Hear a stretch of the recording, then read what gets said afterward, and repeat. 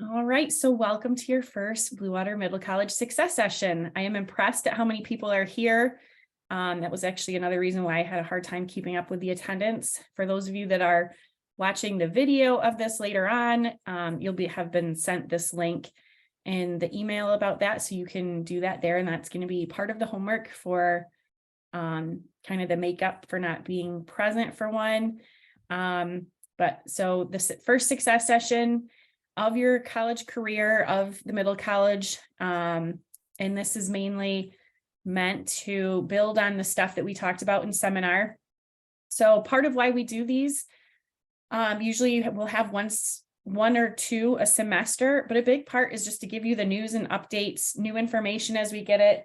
We do send you a lot of emails, but we want to just keep you informed, right? That's a big part of why we need to check in with you guys at once or twice a semester, because a lot of times we kind of teach you the stuff and then you run with it and we really don't even see you that much. So that's a big part of these.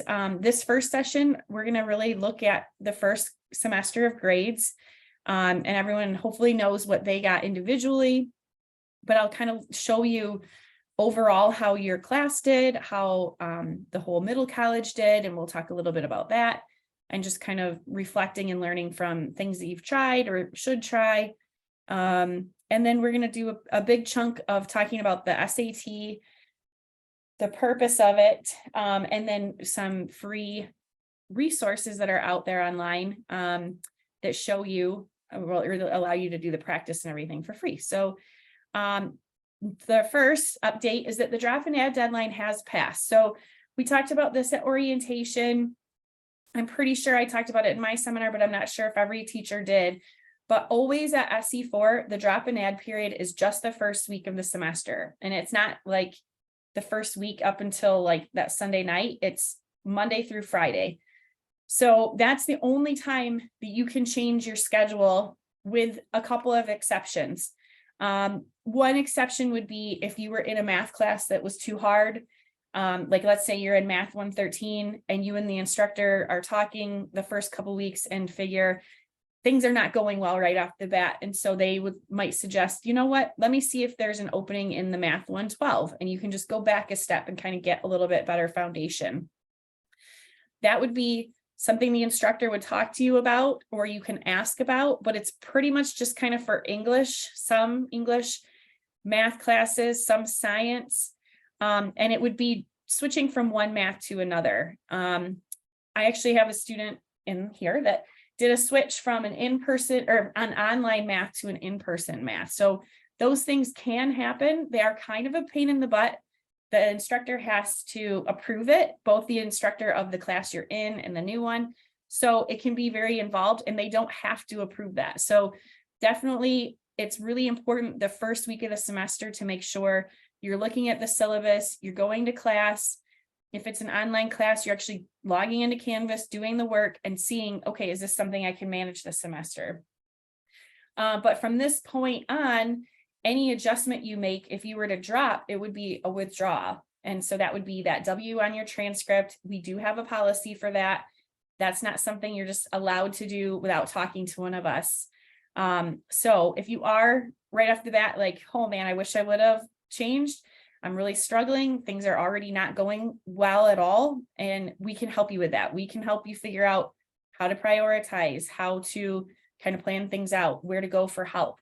But always I recommend meeting with the instructor. That would be a great place to start, as well as reaching out to us, and then reaching out to tutoring. And either we would be best to help you with that, but your instructor also might have certain people that they would recommend you reach out to. So let us know if you are struggling.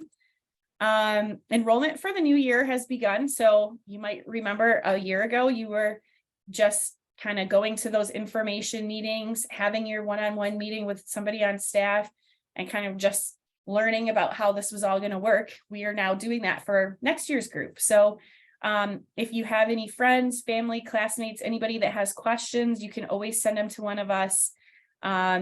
Be a positive representative is a nice way to look at it, but I would say be an accurate representative.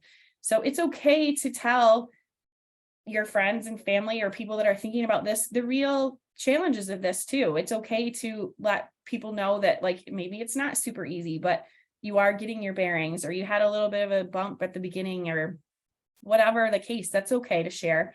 And just let us again know if you're struggling. But overall, if you just send anybody our way that has any questions, and we're excited to kind of meet the new crop of people.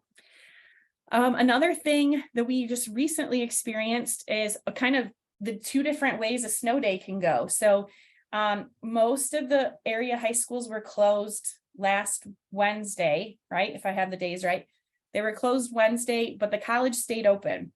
That is not uncommon. And especially when it's days like that, where that was a prime example of the high schools know the snow is coming, and not just high schools, but we're talking about little kids in kindergarten.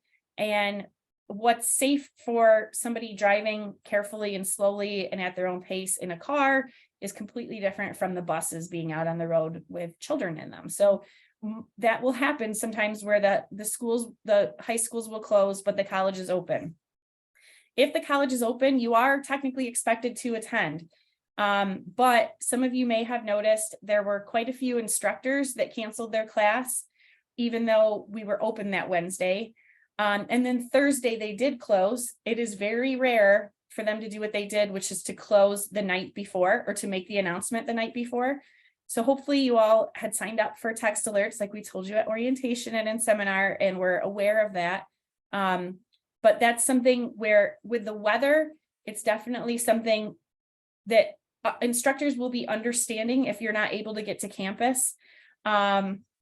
If you're in an online class, a lot of times deadlines still remain. Like if you had something due that Thursday, that probably was still due.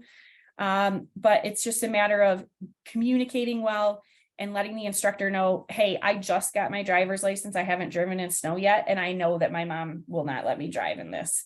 Or my mom has already said, or whatever. And again, some of the instructors are coming from far away too, and may just cancel, but it's just something you need to make sure you're keeping an eye on your email, Canvas messages, all of that stuff, any way that they communicate with you. On the other end of things, if you're homesick, or if you have to leave early for a sporting event, or you have to miss for something like that, hopefully you have planned things out so that you don't have to be missing a lot for things like that. But that would be something where you need to communicate really well with your instructor. Ideally, if you know you're going to be out, reaching out before you miss that class. But it's not like high school where you're excused for the day and then you have an extra day to turn stuff in. Deadlines still exist. You still have to keep things rolling. But most instructors are going to be pretty understanding if you communicate well. Another example of days where the high schools are closed, but college is open, is that SE4 does not have midwinter break. So when you're off in a couple of weekends where you have the Friday and Monday for midwinter break, it's like February 17th and 20th. The college is still open. So most people do not have Friday classes, so that's not a huge deal. But if you have a Monday afternoon class, you are expected to be there. That would not be a good reason to miss. I would say if you're going to be in town, you can be there. You should try to be there. Save those absences for when you actually are sick, or when something comes up, or you have to miss because you can't get there because of snow. Don't just use it because you just don't really feel like doing it because you're off from the high school. Same for spring break. Those are 2 different weeks. So SE4 spring break is always early March. It's March 6th through 10th this year. And then the high school spring break is that last week of March. So basically you're off from the college for a week, but still are in high school. And then when you're off from the high school, you're still in college. So again, you are expected to still continue to attend. But we do have students and families through the years that have done, senior trip or a family trip, band trip, stuff over the high school spring break. And that would be a case where you just want to really make sure you're communicating with your instructor, staying on top of deadlines, reaching out sooner. If you know you're going to be gone, explain it. This would be a good case where you could maybe blame your parents and say, they have a family trip planned. It's not up to me. They will not let me stay home alone. I have to go on this trip, but I do not want to fall behind. I will work ahead. I'll come in and take a test early if that's possible. And most of the time, they're going to be nice and understanding if you communicate well and you're patient and flexible. and not just saying, I'm not going to be here, so I'm not doing that. Obviously, it needs to be kind of a back and forth conversation. But once in a while, we do have instructors that plan exams that week. So it's a little late to make the change now if you know that you're going to be out and there's something that week that you're going to miss. Sometimes you just have to take the 0 and make sure that you're doing well otherwise to kind of supplement it. But for next year, if you know you're going to be gone for spring break in your senior year, that would be something to make sure you look at the syllabus right away that first week and see what their schedule says and find out if there's something the week that you're going to be gone. And then maybe you make that change if it's that drastic. But if anybody's having any issues, let us know. We can help you kind of craft the email to the instructor or kind of give you some talking points, kind of how to address it with them. Okay, so it's never too soon to see an academic advisor at SC4. So all the stuff that we did in seminar and we'll continue here are where we're teaching you how to make your own plan and do your own research and find out what you need for your career and for transfer stuff. But that's also what SC4 advisors are there for. And we expect you to see one at least once a year. So if you haven't already seen an SC4 advisor, it would be good to try to fit that in the next few months. Registration for fall opens April 17th. So making an appointment in the next month or so would be ideal. You wouldn't have to wait very long. You can get in and talk to somebody. I always say we teach you how to make your plan. We help you make your plan, but SC4 is who you need to double check it all with. And once you have some ideas about where you want to go after SC4 and middle college, then we can actually triple check that with advisors at that 4-year school. But for right now, they can help you just get started and make sure that you're taking the right stuff, much like we've also been doing together. The advising office is now on the first floor of the Welcome Center. So that's the building where we had seminar or where these in-person success sessions are held. You can just walk right in there and somebody might be able to help you with a quick question right away. You can make an appointment for like a longer amount of time, half an hour, 45 minutes, by either calling the number here, emailing them at advising@sc4.edu, or you can make an appointment at sc4.edu/advising. They will probably want your student ID number. So if anybody needs that, let me know. And actually, when we're looking at some other stuff, I'll show you where to find that too. Okay. While we're talking about career planning and all that stuff, it is important just to think about your career cruising or Zello, whatever your school calls it now. I know each one says different stuff. That's a requirement for you at your home high school. You still have to do that. You still have to get to the 100% complete. And a lot of times I know the students are just you're just doing the activities, like checking the tasks off, getting that 100% and moving on. But Zello is actually a really, really great tool for getting all that information. It's kind of a good one-stop shop. So it's a good place to find out, for your career plan, what kind of education is required, what would you major in when you go to a 4-year school, what colleges offer that. You can search just in Michigan for colleges that offer your major. You can search over the whole country. You could choose California if you're thinking, I want to get out of here and get to some warm weather. Whatever the case, that's a really good place to do the research. I do admit and know that it's maybe not as great for the actual, giving you ideas for careers. I've heard a lot of people through the years say, I did all those career inventory quizzes or whatever in Zello, and it's spitting stuff out that I have no interest in. It says I should be an actress or a garbage man or whatever. So those are things where if you're not getting good results from that, I know I gave my seminar students a whole list of places where you can kind of do those career searches, but I'd be happy to share that with anybody. And we'll also talk more about that in the coming months, probably like the next success session, we'll get it a little more into that. But you are in college now, so you're going to need that information a little more than your classmates at the high school that are not in college, because you want to make sure the earlier you know what you want to do and where you want to go after SC4, the more focused you can be on the classes that you are taking right now, making sure it's working for your degree here and it's going to transfer for your bachelor's degree later on that you want to pursue. So we can really look all that stuff up now as soon as you know those things. But you are making decisions now that have a clear, or that depend on having a clear focus in that stuff. Totally left turn. So this is just kind of this is a really detailed breakdown of the grades. I don't know if anybody's interested in this level of data, but this is all of the Blue Water Middle College students over on the left. And then this is your group, your first year students, 11th graders on the right.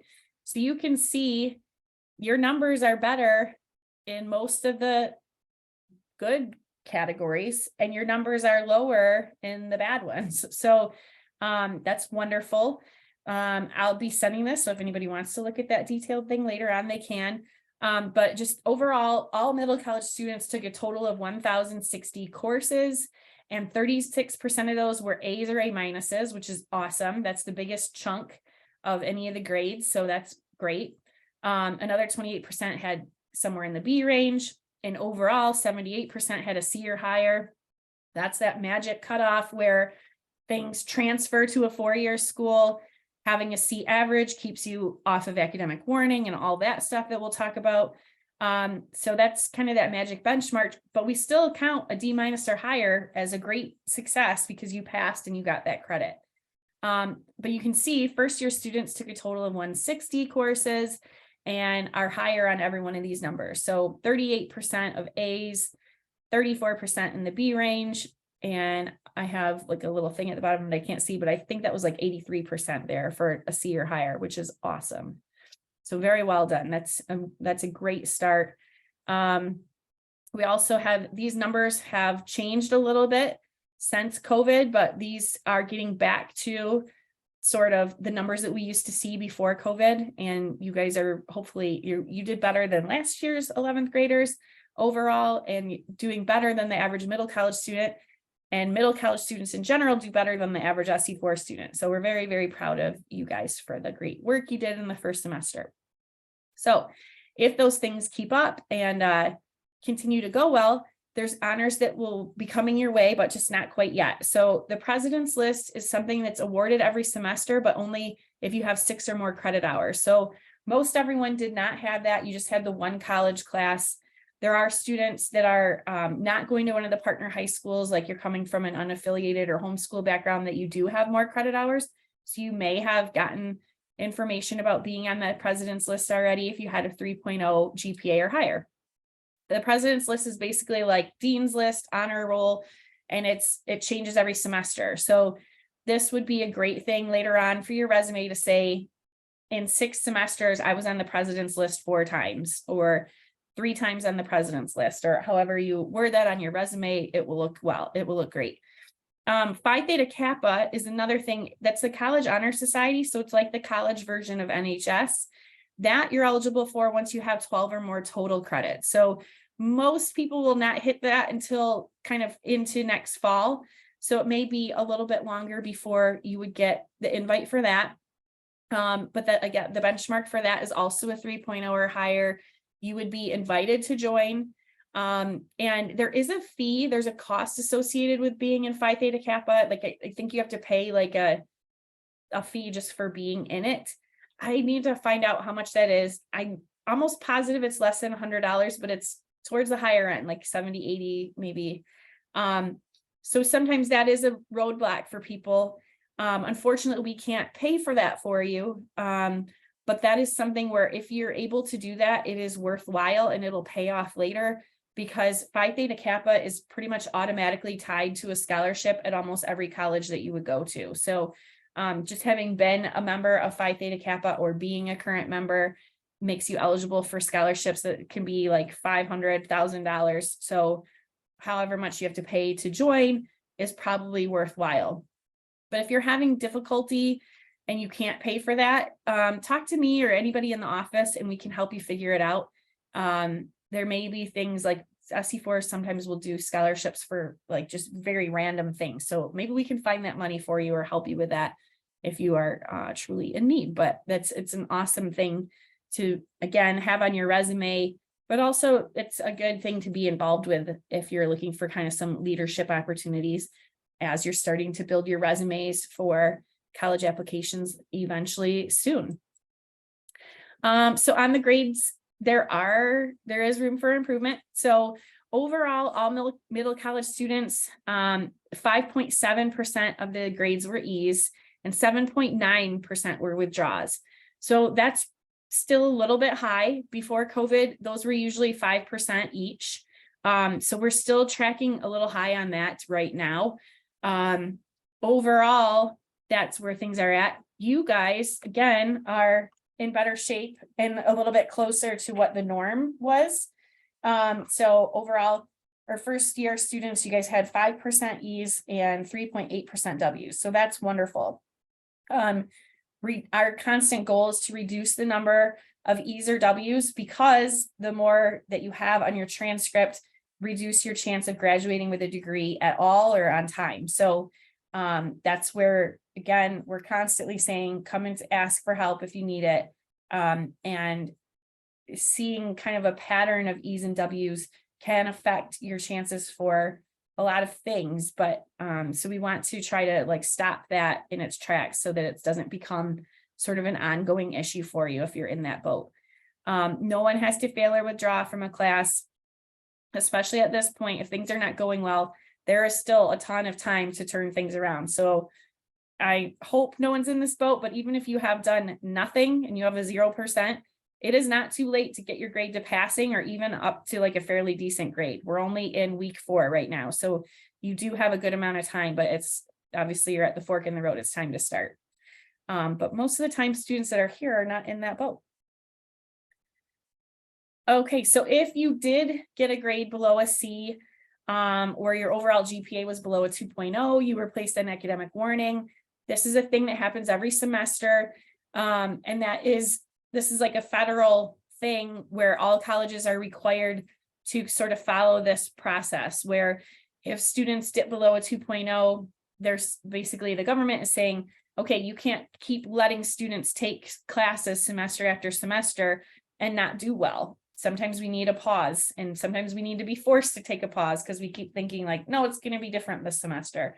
And then maybe it's not. So when you are placed on academic warning, if you get your GPA up below or above the 2.0 the next semester, you're good. You carry on, keep trying to raise the GPA. If it stays below the 2.0, then you would be suspended for the following semester. So if you are in this scenario right now where from fall semester you are below a 2.0 and you were placed on academic warning, your semester you would be suspended if things don't go well this semester is summer. So sometimes through the years I have seen students not take this whole warning process seriously because they're like, I wasn't going to take classes in the summer anyway because we can't pay for classes in the summer. But it does kind of continue to compound, and there are other issues that come up that I'll get into in a second. But the idea is that we have Mr. Stewart here. He's here to help you. He would have reached out to you. I know actually I saw a couple people in the gallery that are here that I know that he's reached out to you and he hasn't heard back. So check your SE4 email, make sure that anything from Mr. Stewart you do reply to. Don't dodge him. He's going to catch up with you. He's going to get your parents involved if you don't answer. But his goal is to support you and help you. He's not having you come in and just yell at you once a week over this. The whole idea is that he's here to help, and he's really good at kind of helping you figure out, okay, what's the issue? Is it motivation? Is it that I'm not taking stuff I'm interested in? Is it planning and organizing and just kind of staying on top of things? Or is it that I really just don't even know what's going on in this class? That's okay if you are struggling with the content. All of those things, that's what he's here to help for. The big thing too is don't miss class. I know that it's really tempting to do that. And especially like we've already talked about on those snow days where the high school is canceled, but you still have class. Days where midwinter break, you might be tempted not to come to class, but definitely come every time you can get to campus. Go to class, because you never know when other things are going to come up that are out of your control. And that is a common thing where things like sort of spiral out of control for grades, is just not being there and not really knowing what's going on. Tutoring and support centers, we've already talked about several times. But sort of the continued consequences if you don't get off a warning is that you continue to stay on warning until you get it above the 2.0. And then you're not allowed to register for the next semester until you get it above the 2.0. So it would end up creating this scenario where from being on warning in your first semester last fall, you could end up in 12th grade not being able to take classes winter semester. So, and if that happens, you would still have to take online high school classes in order to remain full-time. And it creates this whole degree of havoc, basically, that in order to stay with us, you have to be full-time and we have to meet attendance and progress requirements. So please try not to get into that snowball of mess.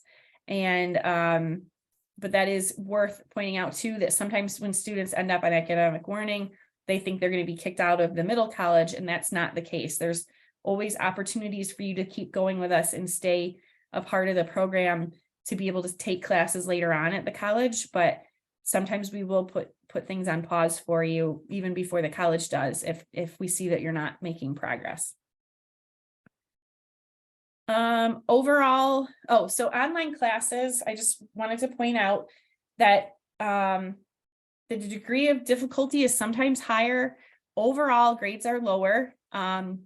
We used to, before COVID, see a very drastic, like kind of a upside down bell curve where people were getting A's or they were getting E's, and there wasn't a lot in between.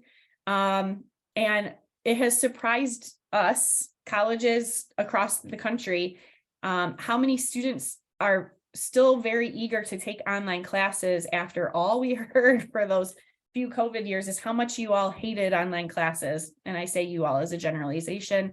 Obviously, it's not everybody here.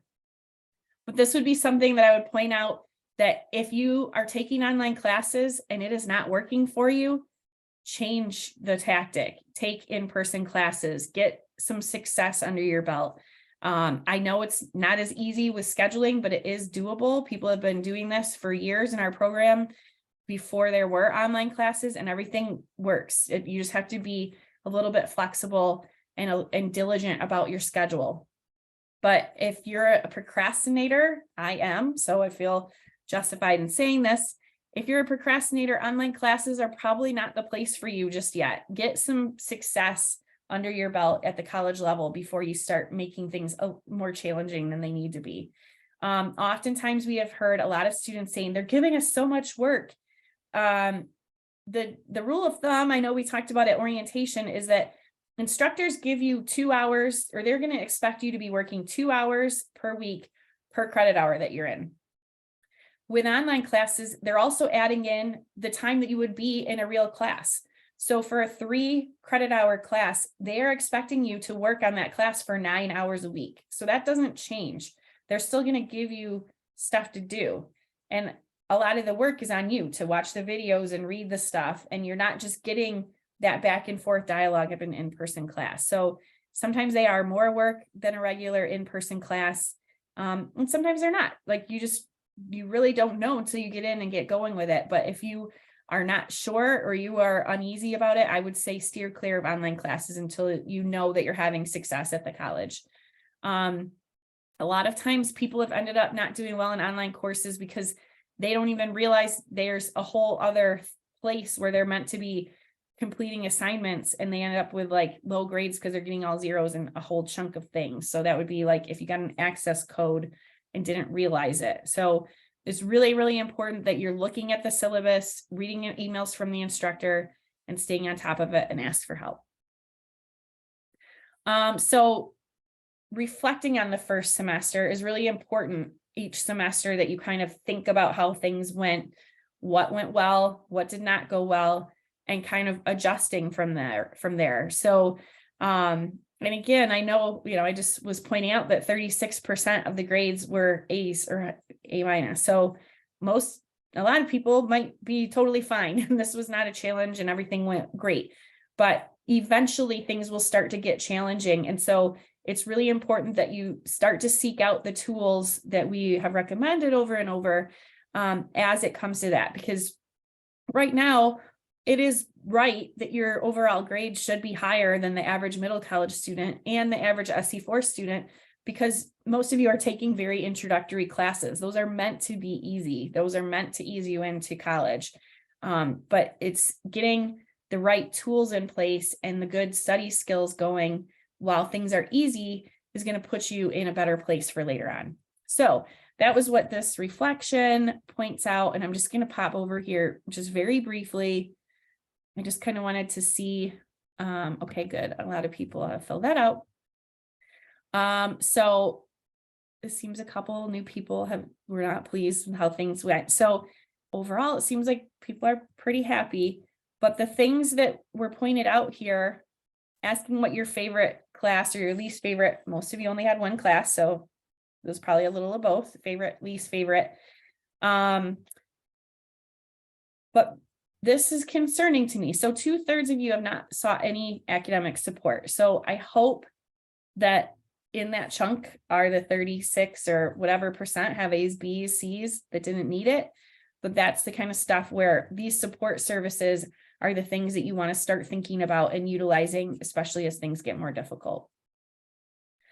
So we'll be kind of just reviewing this, but review notes, rewrite and highlight notes is kind of all over the board. Very few people are highlighting in their textbook, which is understandable. Some classes will force you into study groups, but that is a really helpful thing to start utilizing. This is wonderful that this of 3/4 of you have communicated with your instructors outside of class. That is great. So basically these things that it was asking you on that reflection is up to you to think about, have you done this stuff or not? But really those are good ideas of where to start. So we'll be working a little bit more with this stuff and giving you more ideas as we go. That's a big part of what this success session stuff is. But thank you for taking the time to do that. And then hopefully it's kind of stirred some thoughts in your head of like, maybe I should try some of this stuff that they keep saying. A lot of times, well, a lot every year, when we give people a similar reflection or survey when they're leaving in their 13th year, every year we see a number of people saying, I wish I had done this stuff earlier. I finally saw a tutor this year and it worked. I did well. Like I got back on track, or I understood this little bit that I wasn't understanding. And most times people wish they had reached out earlier. So don't be that person. Okay, so completely different topic here is about the SAT. So we just kind of first wanted to point out what the point and what it all is. So the SAT is just part of Michigan's merit exam. So this is basically the state has made this group of assessments, and this is how like you are being judged based on your scores. Your schools are being judged based on your scores. So this is standardized testing. This is what when you hear about that stuff, that's what this is. Everyone's taking this test and we're seeing how it goes. But the wonderful thing about this is that Michigan has taken the SAT and made it a part of that. And so that means you get a free attempt at a college entrance exam, which is not the case. Your parents, myself, most of us in the middle college, I think, we didn't have a free chance at one of these entrance exams. We had to pay for it. We had to sign up and go on a test date to SC4, actually, is where I took it. And I think most of us did. And so right off the bat, you've paid money and it goes well or it doesn't, right? So take that and kind of run with it, that whether it goes well or whether it doesn't, it's a free attempt that you've had at it. You can always retake it. I will bug you over the next couple of years to think about and consider retaking it. But it's just one piece of this assessment that the state makes every school give all students. So the SAT will be on Wednesday, April 12th. And then the next day, Thursday, April 13th, is the ACT work keys. It's more of a real world job skills assessment, but it is the same kind of stuff like math, reading, some grammar stuff, locating information. So those are things where it's not necessarily necessary to study for the work keys separately. Studying for the SAT helps you with that. And colleges, for the most part, will not care about your ACT work keys score. They're going to look at your SAT score. The other piece is the M step, which each school does a little bit differently. and they have varying dates for. So all three of these, if you go to one of the partner high schools, then you'll be taking that there with your classmates. If you are a homeschool or unaffiliated student, you'll be taking that with us. So Mr. Ruiz would be reaching out about that as we get closer if you're taking it with us. Otherwise, your schools will communicate with you and let you know how this is all going to work. But these are the dates that will take place. Details provided. It'll probably be another month or so before you get much more detail on like how it will work, what classroom you're going to be in, what time to report, those kinds of things. The preparation you can be doing now is the content stuff that we're going to look at. But the idea is there's a lot of reason to care about the SAT. It will give you more choice of what colleges accept you or that you would be kind of in the bubble for. It gives you potentially thousands dollars more in scholarships per year based on these merit scholarships that we'll look at. SAT scores can be used for placement for SE4 classes. And then it's good practice because in a lot of industries, you have to continue to take these high stakes standardized tests in the future. Most medical professions, you have licensing exams, grad school exams, education, you have to take certification tests. So this stuff continues in a lot of different areas and careers. But the idea that's most important is that when you are applying to four-year schools later on, you'll be applying as a freshman. And that might seem like it doesn't make sense because you're going to have 2 years worth of college done over that you're spreading over these 3 years. And so that doesn't make sense, right? Why wouldn't I be a transfer student? But the goal is that the colleges would like you to apply as freshmen and require you to apply as freshmen because it's 2-year benefit. As long as you have not taken a college class after you've gotten your high school diploma, you're a freshman in the eyes of definitely colleges in Michigan. Sometimes it's a little different for out-of-state schools. And so that would be, if you're thinking about going to an out-of-state school, talk to us or talk to an SE4 advisor and we can help you navigate that. But definitely in Michigan, they're very familiar with middle colleges. They get how it works and they're saying, yep, you're a freshman. There's a bigger pool of money in the freshman merit scholarships than there are in transfer scholarships. So that's why it is to your benefit. But because you're a freshman, they're going to be looking at your high school GPA and your SAT score. Your high school GPA is coming from the Blue Water Middle College. So your transcript has both your high school classes and your college classes on it, and both go into your GPA. We'll talk a little bit about SAT scores. You may hear that a lot of schools are test optional, and some are and some aren't. We'll talk in more detail about that. But your admission definitely is affected by your SAT score. So don't assume it will be good enough and you're just going to go by the seat of your pants with the knowledge in your head. That might be a lot of knowledge in your head, but you could do a little preparation and end up with a much higher score. So just to give you an idea or a sense of sort of the ranges that schools are looking for. And this will also be emailed to you with, like, I'm going to email all the slides so you can go back and look at this in more detail if you want.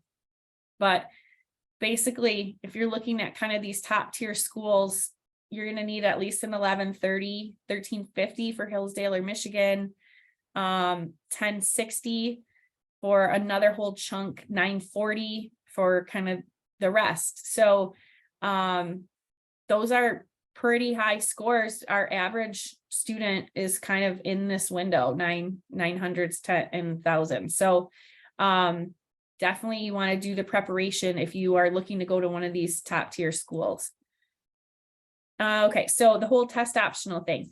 So many colleges, all of us counselors kind of across the state and the nation have gone to these workshops on Zoom where college admissions departments are saying, okay, so we were thinking about going test optional before all this COVID stuff forced it. We're not ever going to require it again. And then there's other colleges on that same call who are saying, oh, we're already requiring it again. We have been since last year.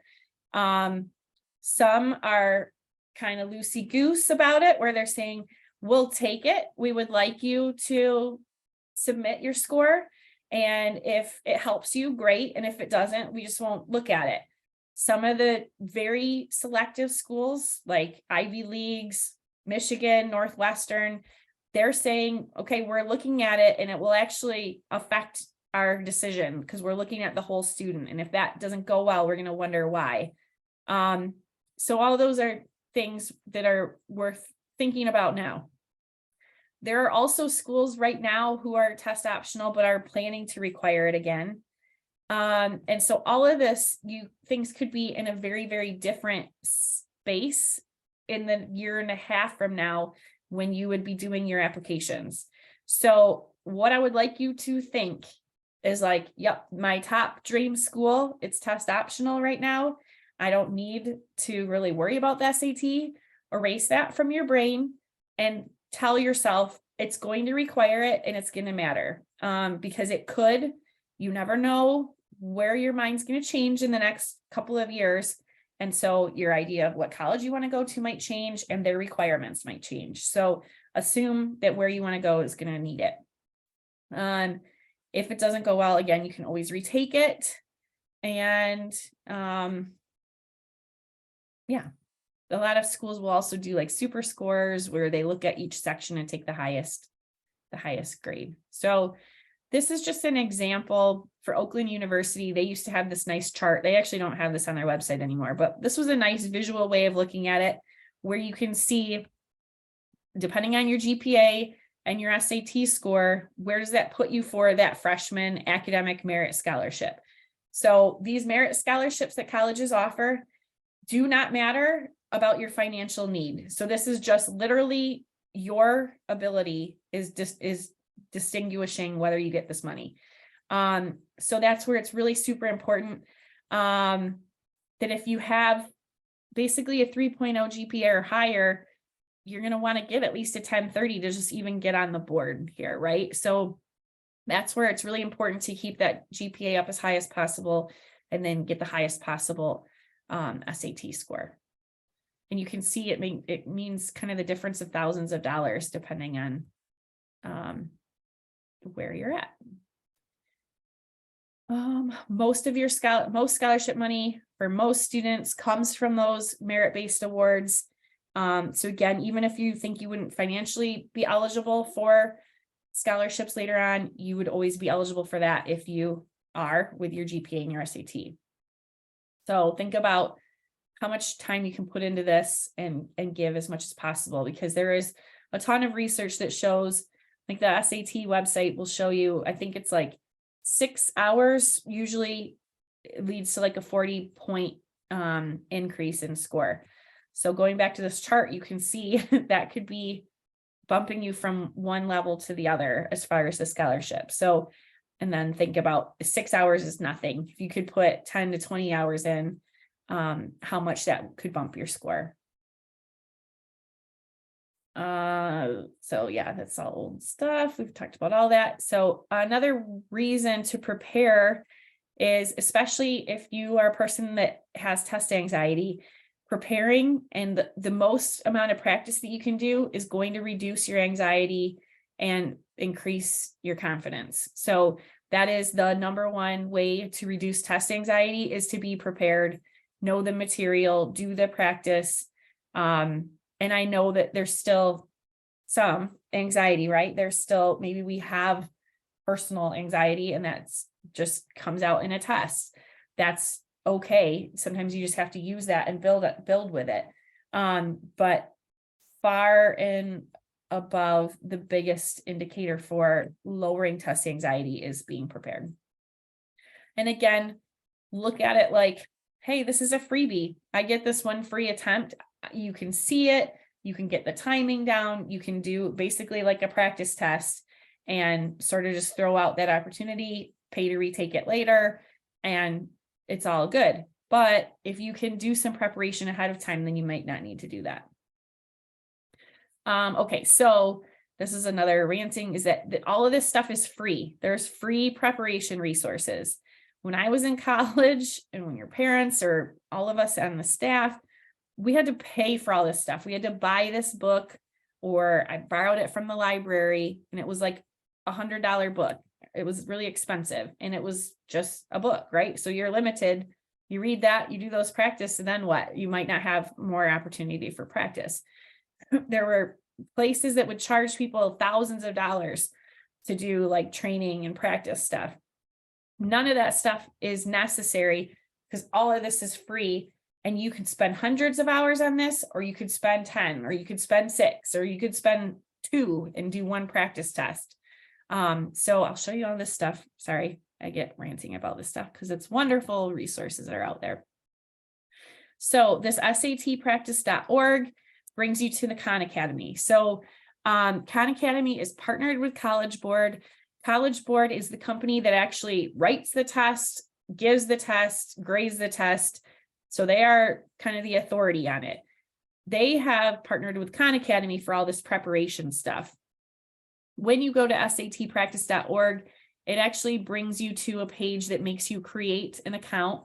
So you're going to want to do that. But then once you're here, it's kind of going to bring you to this like baseline. There's some information about how to link your CollegeBoard account to that. I'll look at that in a second too. So here's that 6+ hours with at least 1 best practice. Best practices would be looking at individual skills, taking a full length practice test, and following practice recommendations that it gives you. And the average gain is a 39-point increase. So that right there, again, could bump you to a difference of thousands of dollars. So I've said that several times. So we're going to hit let's go. Once you set up your account, it usually will bring you to this dashboard. So you can put in your date, your test date, and it will make a schedule for you. That's one of those best practices that it recommends. Your test date is going to be the SAT school day on April 12th. So when you enter that, sorry, I can't see the bottom of this screen. Sorry, I need to hit the control bar for the Zoom and it's not going away. Goodness gracious. Okay, hit next. Jeez Louise. So it'll email practice reminders to the email that you put in when you set up your account. You can, so it will recommend based on where we're at, we have 10 weeks left. So it's saying that I should do 4 full practice tests. And when I do that, to set aside 3 to 4 hours for each of those. And so I would really recommend that you do as many of the full practice tests as possible. We'll look at those in just a second. But this would be the times where it's recommending that I do these tests, spreading it out and doing basically like 1 every few weeks until the test.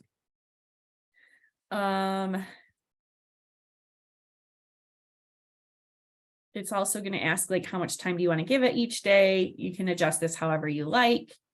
The more time you can give things, like you could just literally give this 10 minutes a day, 5 days a week, and you're going to end up doing 600 questions if you do that. So whatever time you can give it, please do.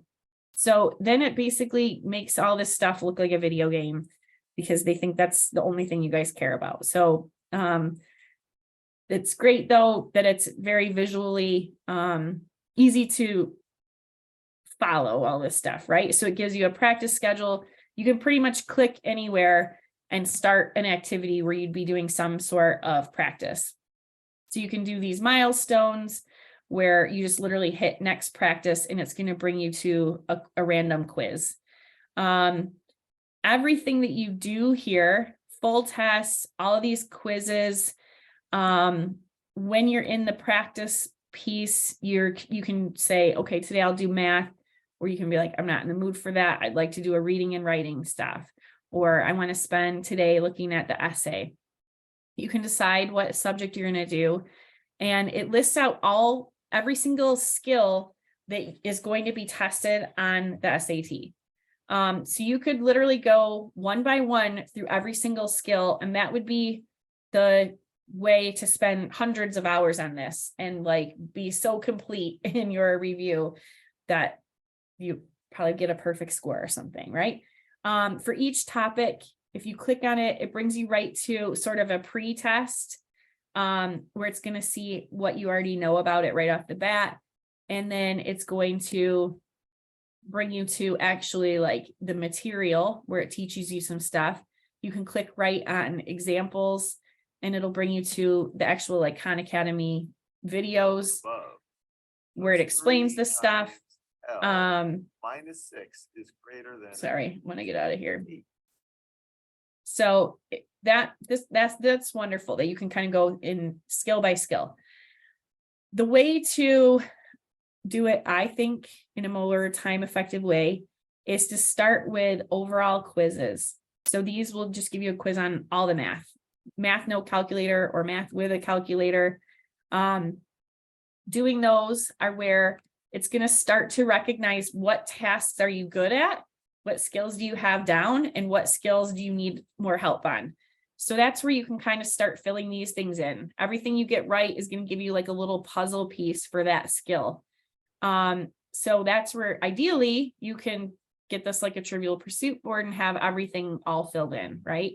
So doing quizzes is a good way to get that practice. Doing full tests is what they really recommend, doing as many of these as possible. So when I set up that practice schedule and it said to take 4, there's more, like you could do more than that if you wanted. So they have basically 10 here. Well, maybe not 10, it might be 8 because there's a couple skipped out. But this is where it gives you the full test. It actually times you. And this is really helpful because timing is often a big challenge that students have on the SAT. So right off the bat, you can see the reading section has 52 questions and you have 65 minutes to do that. So when you do the full test, you just hit start and it literally just walks you through it, or basically like sets it up for you. So you don't have to think about timing yourself. You don't have to think about filling in a bubble sheet, figuring out the testing later or the grading later. It does that all for you. The full test also give the data back to those little puzzle pieces that say, you know, you're all good on this skill, but you need more help here. So doing as many of these as possible is great, but you can see that's why you have to set aside a good amount of time. So I think altogether 65, 35 is 100 minutes, another 80. So 180 minutes is about 3 hours, and assume you might want to take a bathroom break between these sections. And actually more, because you're going to be doing the essay too. So about 4 hours is what it would take to do each of these, but it's really, really helpful, right? One of the biggest pieces is the math. The math no calculator, you have 20 questions and only 25 minutes. So this is a big part when I was a math teacher where people would be absolutely panicked and think like, that's just a little over a minute a question. And that's true, but there's a lot of questions that you can look at it and it takes you 10 seconds to answer. And then there's a lot of questions that it's going to take you 2 minutes to work the problem. So that's where the time management is a big part of success on the SAT and why these practice tests are really helpful. So all of those help you fill in kind of this dashboard of the progress and seeing that things are going well and seeing like your skill levels for the math and the reading and writing and each of the individual skills. So that's kind of the gist of Khan Academy. So College Board recommends, and I do too, I think, to link your College Board account to your Khan Academy. Basically, if you have taken the PSAT, it will pull in your PSAT score and tie it to your progress here. And it'll start to fill kind of some of those skills in right off the bat, where you can kind of see, okay, when I took the PSAT, I killed it on this early like algebra stuff. That's worth doing if you were very diligent and tried your best on that and actually maybe thought about it. I know that a lot of people took the PSAT just because you had to do it and you just took it with no preparation, and maybe you're going to get some guessed answers right. And it's going to fill in a skill that you're not good with just because you guessed correctly on the PSAT. So I'm kind of more of the mindset of like, just leave it fresh, take some full tests and see where your strengths and weaknesses are from that. But if you would like to connect it and you're like, yeah, that went well, I felt like it was a pretty accurate reflection of my abilities, then it would be worth linking that there. So you would click sign in, you would need to know your College Board login, and then it walks you through basically connecting those two things. Another thing to look at, the review basically just shows you like stuff that you did. So you can see that I've looked in stuff here. Tips and strategies is worth spending some time reading through each of these pages, where it's going to talk about, again, the time management strategies that I talked about. Each section of the test, what to expect, what is on it, what are the topics that you are going to need to know, strategies, guides for each like section of the test. So that's really helpful to read through these. There's also, like, you can see lessons by skill, where they actually kind of link you to that same stuff that we were looking at, where you can look at all of the skills and watch sort of the Khan Academy video about it. So there's the option here to actually do the practice, but then Khan Academy is awesome and has all of this information and all these videos showing you how to do the stuff. So read through all of those. Another place to kind of look through is the actual SAT page on the College Board. And I will be sending all this stuff to you too. So I'll send you a bunch of links, a bunch of PDFs, all these things that we're looking at, probably tomorrow, but it may be later in the week. But we'll get this out as soon as possible so you can get going on it. So this is just kind of the main page. When you eventually take the SAT, this is where you're going to come to get your scores. Your PSAT scores, you should most likely have an account already. But the SAT tab and what's on the SAT is another place to kind of look. A lot of this information will be the same, but they give you the overview. They give you kind of like how many questions you're going to have, give you some examples. Again, a lot of this stuff is probably better accessed on Khan Academy, where you can actually do the practice and it's a little bit more meaningful, but there's a lot of information here that's worth poking around. SAT practice and preparation, it basically is going to say, okay, go to Khan Academy. That's where all the stuff is. But another place is practice tests. So College Board has these like PDF versions of the actual paper practice test. So if you want to, instead of doing the full test in Khan Academy where it's all done for you and you're timed and you're graded and it's all filled in for you, if you want the experience of like having the pen or pencil and paper, working it out, seeing what the booklet is going to look like, seeing what the bubble sheet is going to look like, that's where you can access this stuff. So you can click here and it brings up a PDF of the actual, a full practice test. I think it's like quite a few pages. So you probably don't want to have to, oh, geez. Trying to move this thing around again. 64 pages. So probably no one wants to print that, but if we would print it for you, if anybody wanted that, just let me know and I can print you a copy. But it might be worth just kind of scrolling through this to get an idea of like, what does this look like? And so this is what the actual test book will look like when you take it. If you were to do your preparation here, there is, let me get back out. So there's the full practice test. There's the answer sheet that once you do the test, you can actually score, like check what you got right and wrong. There's answer explanations for every single problem that shows, you know, what were the best answer, what were some answers where they tried to trip you up. And then it gives you a guide for how to score it. So you can actually figure out your, you know, estimated score based on this practice. Okay, so that's, I think, probably the best part of the College Board stuff. This page will be a lot more useful later on when you are checking your scores. This is where you'll get them.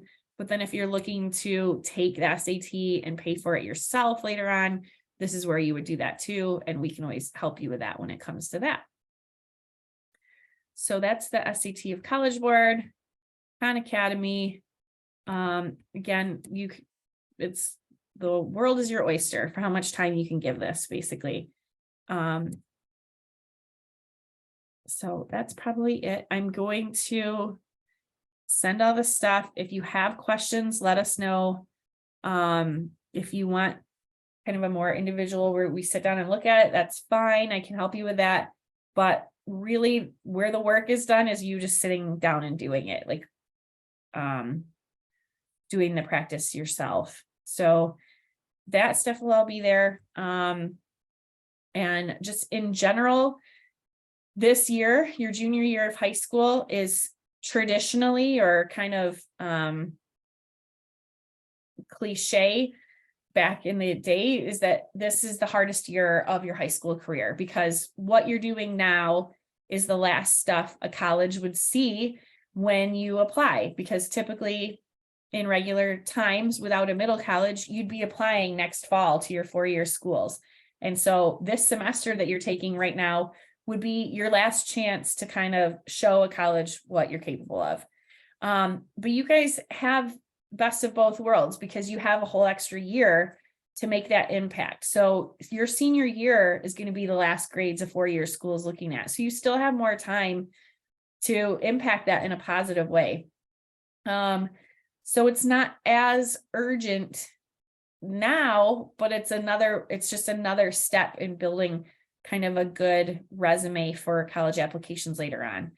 And then the SAT is it's one of the hardest things you do in high school, and it's almost over. In another few months, you'll have that behind you and kind of see where you stand and be able to make some decisions from there for better or worse. And sometimes that's a relief just to kind of know where you stand and not have like the stress of it weighing over you.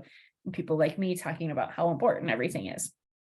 So I always like to end this presentation about the SAT with this beautiful picture of springtime on SE4's campus, because very, very soon the world's going to look like this again. You're going to be on the other side of a tough, important semester, and hopefully be feeling pretty good about the next couple of years with SE4 in the middle college. So make plans now to attend the next success session. So that next session is going to be a lot of refreshing your memory about planning your classes, registering your classes, and making sure that you plan out a really smart, efficient 12th grade so that you're finishing your high school diploma requirements and you're putting yourself in a good position to have a pretty successful 13th year, where you're not going to have to really have a huge course load, to have maybe like an average course load, or to leave some room for electives or things that will transfer to your 4-year school. So the next one is important for a lot of planning. So make sure you attend that. And thank you for coming to your first success session. And I'm going to officially stop talking. So stick around if you have questions, and have a wonderful week. Thank you.